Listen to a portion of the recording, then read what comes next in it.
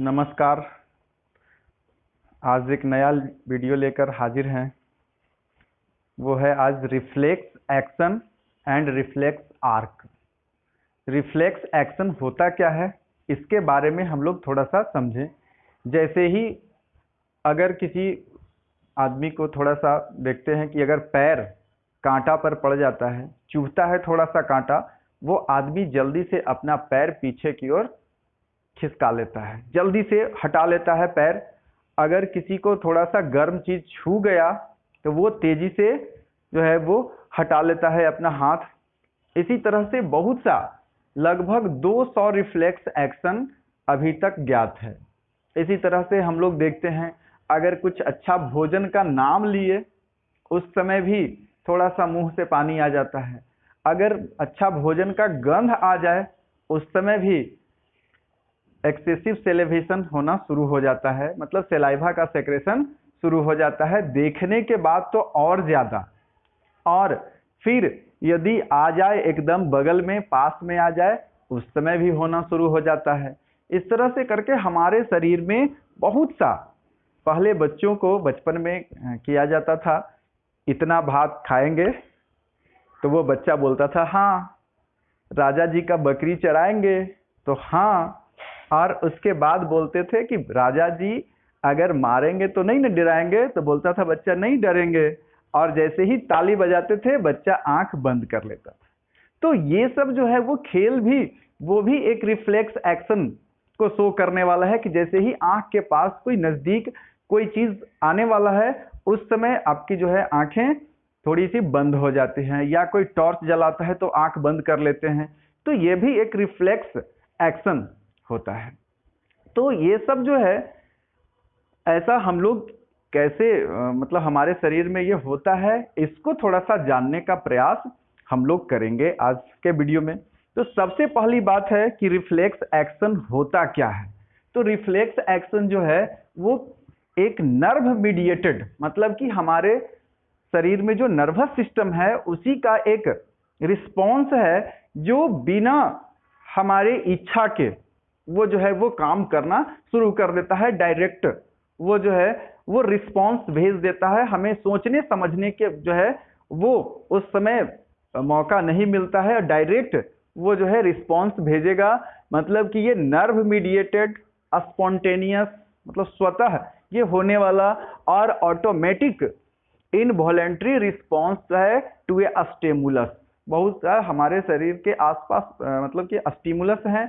जैसे अगर कहीं पर प्रिकिंग होता है, चुभना कांटे का, या गर्मी एक्सेसिव यदि हीट महसूस कर रहे हैं हम लोग, तो अपने आप हमारे शरीर से पसीना निकलना शुरू हो जाता है, स्वेटिंग होना शुरू हो जाएगा, गर्मी में होना शुरू हो जाता है। अगर ठंड है तो आपके बाल खड़ा होना शुरू हो जाता है। इस तरह से करके बहुत सा एक्शन है जो उसे हमें कुछ करने की आवश्यकता नहीं है, सोचने की आवश्यकता नहीं है। ठंड लगने पर दांत खटखट खटखट करना शुरू हो जाता है, मतलब वाइब्रेशन होना शुरू हो जाता है हमारे शरीर में, जिससे टेम्परेचर बढ़ जाता है शरीर का।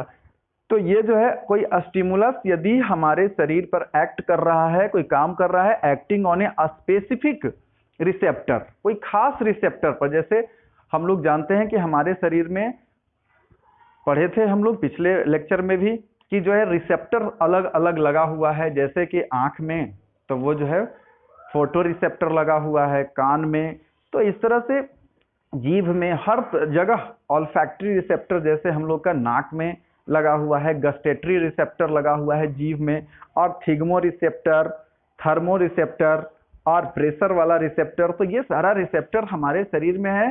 तो वो सब जो है उसको जैसे ही कोई स्टिमुलस मिलेगा तो वो एक्ट करना शुरू कर देगा without consulting the will of the individual. हमारी इच्छा के जो है वो अनुसार नहीं होगा। जैसे ही टच हुआ हम लोग हाथ हटा लेते हैं, अब इच्छा करे या ना करे। आपको कोई कितना भी, आप खुद से भी अगर आंख के पास कोई नुकीली चीज ले जा रहे हैं या ऐसे ही किसी के सामने अंगुली यदि कर रहे हैं तो वो तुरंत अपने आंख को बंद कर लेगा। इसी तरह से डस्ट पार्टिकल से सब भी तेज आता है तो, या आप नाक भौं सिकोड़ना, ये सब जो है अगर गंध अच्छा लग रहा है तो थोड़ा सा आदमी का नाक अपने आप एकदम खुला हुआ करके, और यदि ज़्यादा गंध मिल रहा है खराब, तो अपने आप आपका हाथ चला जाएगा नाक के पास, वो कम से कम अंदर जाए। ये सारा कुछ जो होता है वो रिफ्लेक्स एक्शन है। अब हम लोग देखें तो ये क्या है, सिंपलेस्ट फॉर्म ऑफ रिस्पॉन्स है, मतलब कि उसको कुछ एनालिसिस करने का मौका नहीं दिया जाता है, क्योंकि ये जो है जितना भी होने वाला है सब सडनली होने वाला चेंज होगा, और उसमें हमको ब्रेन को जो है एनालाइज करने की आवश्यकता नहीं होगी, मतलब विदाउट एनालाइजिंग क्या ये काम होता है। और इसमें जो है वो सबसे सिंपलेस्ट फॉर्म ऑफ रिस्पॉन्स है हमारे नर्वस सिस्टम का, और ये जो है it is not under the voluntary control of the brain, और ये हमारे ब्रेन का वॉलेंट्री कंट्रोल में ये नहीं काम करता है, मतलब हम चाह कर इसे रोक नहीं सकते हैं।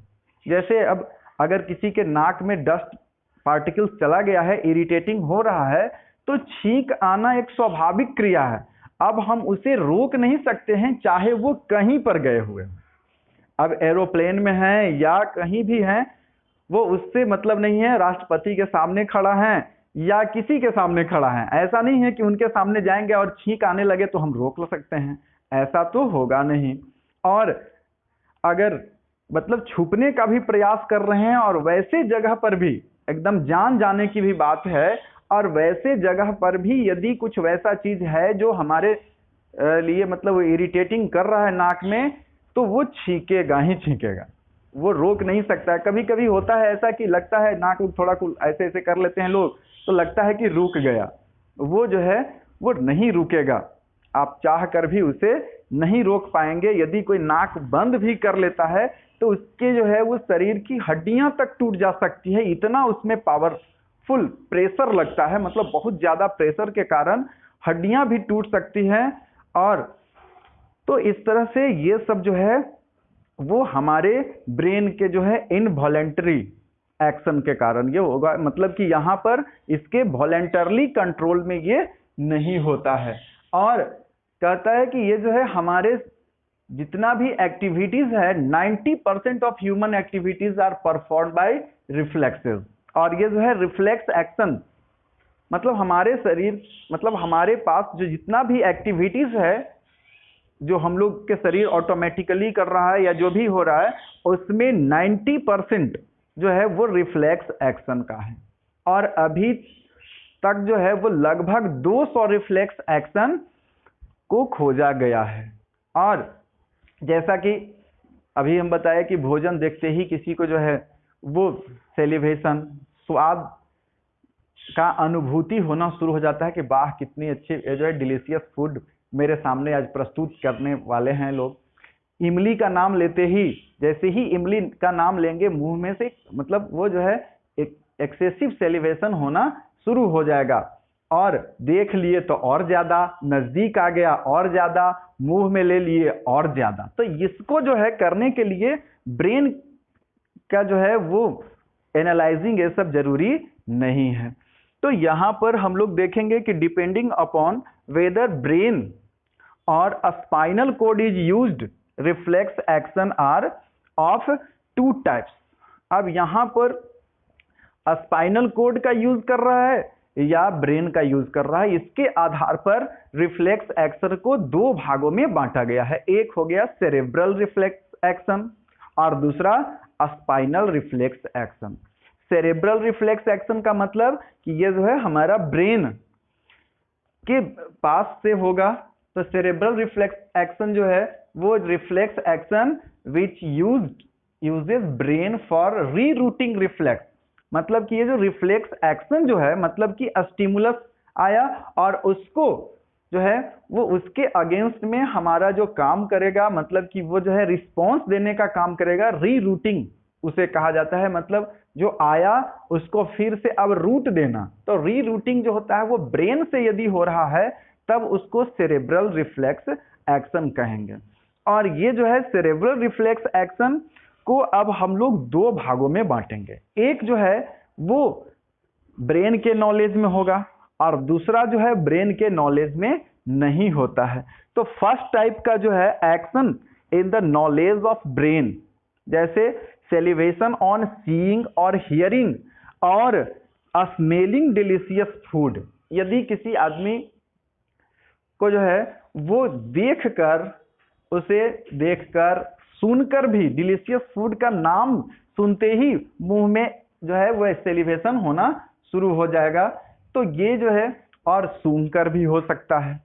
तो ये क्या हो गया, action in the knowledge of brain. Brain के जो है वो नॉलेज में एक्शन हो रहा है। और कुछ एक्शन ऐसा है कि ये जो है action not in the knowledge of brain, मतलब कि ये ब्रेन के नॉलेज में ये जो है एक्शन नहीं हो रहा है, वो जो है उसके समझ से ये परे है। जैसे कि अगर हम लोग स्वैलोइंग कर रहे हैं, भोजन को जब निगल रहे हैं, उस समय जब सेलिब्रेशन हो रहा है, मतलब कि हमारे मुंह को गीला रखने के लिए फूड मटेरियल्स है उसको अच्छे ढंग से उसको उलट पलट करने में, स्वैलोइंग करने में जो है सुविधा होती है, इसके कारण ऐसा होता है। तो ये जो है वो बिना ब्रेन के नॉलेज में आए ही यहाँ पर सेलिब्रेशन होना शुरू हो जाएगा। तो ये जो है एक्शन इन द ये जो है not in the knowledge of brain का ये एग्जाम्पल है। इसी तरह से पेरिस्टैल्टिक मूवमेंट हमारे फूड पाइप में, फिर उसके बाद स्मॉल इंटेस्टाइन में, ये सब जगह जो है वो पेरिस्टैल्टिक मूवमेंट होते रहेगा, मतलब कि ये जो है वेवी मूवमेंट कहेंगे, या फिर हम लोग उसे कहेंगे कि एक मसल्स का जो है इनवॉलेंटरली मूव करना एक रिदमिक वे में, तो ये कहलाएगा पेरिस्टैल्टिक मूवमेंट, जो भोजन को हमेशा नीचे की ओर ले जाने का काम ये करेगा। तो ये जो है पेरिस्टैल्टिक मूवमेंट भी वैसा ही होता है जिसे ब्रेन के द्वारा जो है, मतलब उसके नॉलेज में ये काम नहीं होगा। फिर इसी तरह से हार्मोन का रिलीज होना, हमारे शरीर से बहुत सा हार्मोन जो है वो रिलीज होता है, उसमें ब्रेन का वो जो है नॉलेज होना जरूरी वहाँ पर नहीं है। और इसी तरह से गैसियस एक्सचेंज का, मतलब कि सोए हुए भी रहेंगे तो हमारे शरीर, मतलब कि हम लोग रिस्पायरेशन का जो प्रोसेस, मतलब ब्रीथिंग हम लोग करते रहेंगे, गैसियस एक्सचेंज होते रहेगा उसमें। फिर इसी तरह से जो है हार्ट बीट का चलना, तो ये सारा कुछ जो है वो उसमें, मतलब कि हम लोग उस पर वो जो है इनवॉलेंटरली ये काम करते रहेगा। अब हम लोग देखें spinal reflex. Spinal reflex action का मतलब कि वैसा एक्शन जो यूज करेगा spinal cord for rerouting reflex. तो ये जो है रिफ्लेक्स को रीरूटिंग करने के लिए यदि स्पाइनल कॉर्ड का सहारा लिया जाता है, तब ये कहलाएगा स्पाइनल रिफ्लेक्स एक्शन। मतलब कि ये ब्रेन तक नहीं पहुंचेगा डायरेक्ट। जैसे अगर कोई आदमी गर्म चीज छू दिया और छूने से वो जो है अपने हाथ को पीछे खिसका लेगा, या किसी का पैर जो है वो कांटा पर पड़ गया है, पैर में कांटा चुभ गया है, वो अपने पैर को पीछे जल्दी से वो जो है खींच लेगा। तो ऐसा करने के लिए उसको ब्रेन के पास वो सूचना जो है वो पहुंचेगा नहीं, पहले वो सबसे पहले स्पाइनल कॉर्ड तक ही पहुंचा, और वहीं से मोटर नर्व जो है के द्वारा, मतलब कि ये जो है इफेक्टर के पास, मसल्स के पास जो है, मसल्स को इफेक्टर यहाँ कहेंगे, और ये जो है इफेक्टर जो है वो मतलब कि रिसेप्टर इधर हुआ रिसीव करने वाला, और उधर से जो कमांड आएगा और जो अपना जो है एक्शन करेगा उसको इफेक्टर कहेंगे। तो जैसे ही पैर में कांटा चुभा तो ये जो है रिसेप्टर रिसीव किया और वो ट्रांसमिट किया कहाँ, स्पाइनल कॉर्ड के पास, और वो जो है इम्पल्स स्पाइनल कॉर्ड के पास गया और वो ब्रेन को नहीं पहुंचेगा वहां तक, वो पहले ही अपना जो है वो एक्शन कर देगा, और यहाँ से इसे जो है वो तुरंत मोटर नर्व के द्वारा ये भेज देगा एक एक्शन करने के लिए, मतलब कि वो इफेक्टर, मसल्स को इफेक्टर कहेंगे यहाँ पर। तो ये जो है इफेक्टर के पास भेजेगा कि आप जल्दी से पैर को हटा लीजिए, वहां पर से गर्म चीज छू गया है, या कांटा चुभ गया है, या कुछ लग रहा है अनयूजुअल चीज है, कुछ अगर मान लीजिए कि पैर के नीचे लग रहा है कि सांप पर पांव पड़ गया है, बिच्छू पर पांव पड़ गया है, तो जल्दी से पैर पीछे खींचो, और ऐसा जो कमांड भेजने का काम करेगा वो ब्रेन से नहीं पहुंचेगा, वो स्पाइनल कॉर्ड से ही पहुंच जाएगा। तो इस तरह से करके ऐसा जो है स्पाइनल रिफ्लेक्स कहलाता है। तो स्पाइनल रिफ्लेक्स का जो है ये सब अब थोड़ा सा एक्सपेरिमेंट से भी पता चलता है कि एक स्पाइनल, सबसे पहली बात है कि ये जो है रिफ्लेक्स एक्शन का सबसे पहला जो है वो डिस्कवर किसने किया था। रिफ्लेक्स एक्शन को डिस्कवर करने वाले वैज्ञानिक का नाम है मार्शल हॉल। और ये जो है reflex action was discovered by Marshall Hall. ये जो है मार्शल हॉल इन 1833 में ये जो है वो खोज किए थे। अब एक जो है एक्सपेरिमेंट होगा कि एक बिना ब्रेन का, मतलब कि ब्रेन से कनेक्शन हटा दिया जाए और वैसा मेढक लेना है, फ्रॉग लेना है जिसका जो है वो ब्रेन काम नहीं कर रहा है, मतलब कि वो केवल उसका स्पाइनल कोड से ही काम लेगा। वहां पर वैसे ब्रेन को मतलब वहां पर डाइसेक्ट कर दिया जाता है, हटा दिया जाता है इसमें। तो ये जो है डीकैपिलेटेड फ्रॉग कहा जाता है उसको, विदाउट ब्रेन वाला लेंगे और उसको एक मतलब उसका आगे वाला जो फोरलिम्स है उसमें नेल से जो है उसको एक पट्टे पर सीधा रख देंगे और उसके बाद उसके जो मसल्स हैं, पैर वाला मसल्स जो नीचे मतलब हिंडलिम्स का, तो उसमें हाइड्रोक्लोरिक एसिड यदि डालते हैं तो वहां पर क्या होगा कि ये जो है यहाँ पर एक उसके जो मसल्स हैं वहां पर रिसेप्टर्स जो होंगे तो उसमें साइएटिक नर्व कहलाता है। वहां पर जैसे ही हाइड्रोक्लोरिक एसिड देंगे वो उसका जो है मसल्स अपने आप मतलब पैर जो है उसका खींचेगा और उसमें कॉन्ट्रैक्शन होगा उसके पैर में। तो ये पता लगता है कि इससे कि ये जो है वो रिफ्लेक्स एक्शन हो रहा है, कहां से, स्पाइनल कोड से। चूंकि उसका ब्रेन काम नहीं कर रहा है, वैसा फ्रॉग लिया गया है जिसका ब्रेन काम नहीं कर रहा है और वो जो है स्पाइनल कोड से ही वो जो है वो रिफ्लेक्स एक्शन भेजने का काम करता है।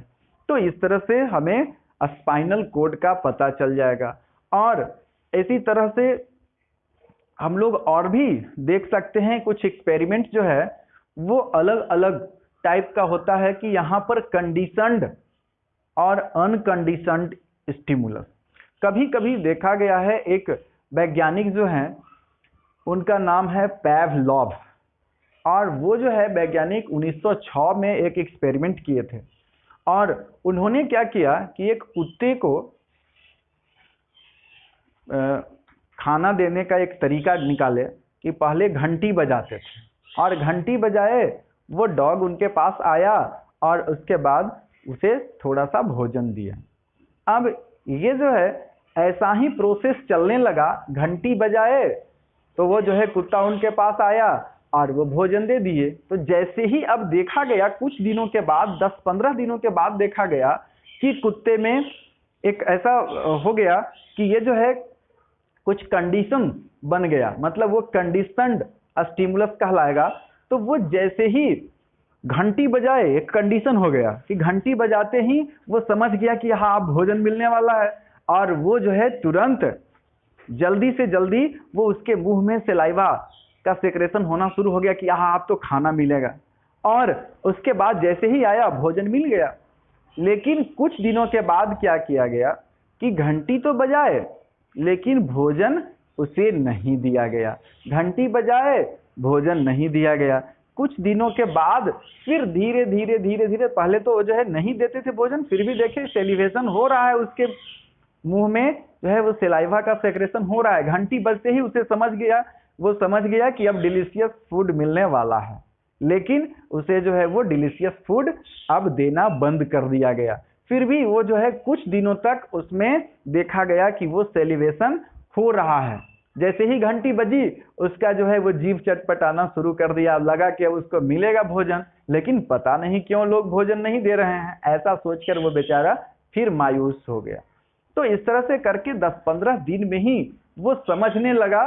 बहुत से जानवरों को भी देखा गया है कि जैसे ही लोग दरवाजा खटखटाते हैं या कुछ करते हैं तो वो तुरंत समझ जाता है कि अब ये भोजन मिलने वाला है। जैसा कि मेरे पास एक रैबिट है, और जैसे ही वो जो है मेरे पिताजी जब वो चना खाने लगते हैं तो वो डब्बा में से जब चना निकालते हैं तो वो उसकी आवाज़ को सुनकर उनके पास वो पहुंच जाता है, और थोड़ा सा भी आवाज़ हुआ वो समझ जाता है कि चना निकाल रहे हैं, और वो वहाँ पर चना के लिए अपना जो है वो 2 पाँव पर खड़ा होके और मांगना शुरू कर देता है। इसी तरह से रात में या दिन में जब भी रोटी बनाने के लिए आटा गूंथा जाता है वो वहाँ पर पहुँच जाता है। तो इस तरह से उसके भी दिमाग में जो है वो एक बना हुआ है, कुछ कंडीशंस हैं, जैसे ही उसके स्मेलिंग उसका हुआ या कुछ आवाज़ हुआ तो वो जो है उसमें रिफ्लेक्स एक्शन होना शुरू हो जाता है, और वो स्वतः होना शुरू हो जाता है। उसे कुछ सोचने समझने की जो है वो ज़रूरत नहीं होती है। तो इसमें भी अब हम लोग बात करते हैं रिफ्लेक्स आर्क की। तो रिफ्लेक्स आर्क क्या है? रिफ्लेक्स आर्क जो है वो एक पाथवे है, मतलब कि जिस पाथवे को वो चूज करता है, pathway taken by nerve impulse generated at the receptor by a stimulus to reach the effector during reflex action. Reflex action के समय में जो पाथवे चूज किया जाता है, टेक किया जाता है, लिया जाता है, वो इम्पल्स को वहां तक पहुंचने के लिए, मतलब इफेक्टर तक पहुंचने के लिए उसे कहते हैं रिफ्लेक्स आर्क। रिफ्लेक्स आर्क क्या है? The pathway taken bye nerve impulse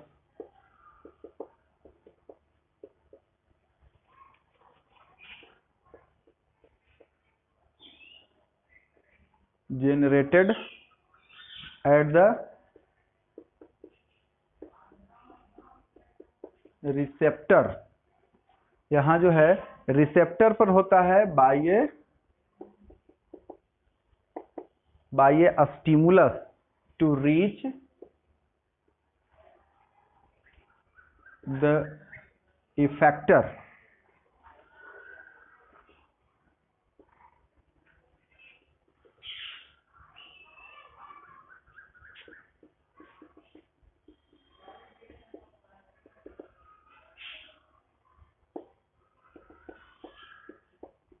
इसको रिफ्लेक्स आर्क कहा जाएगा।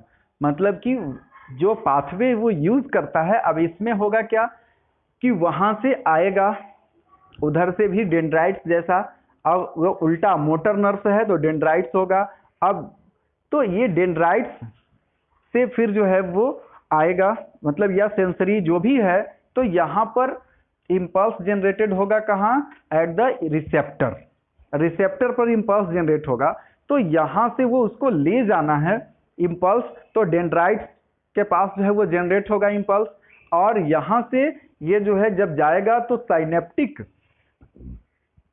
जो बीच में जो गैप होगा, साइनेप्स जिसे कहा जाता है, उसके बाद फिर वो आगे बढ़ेगा।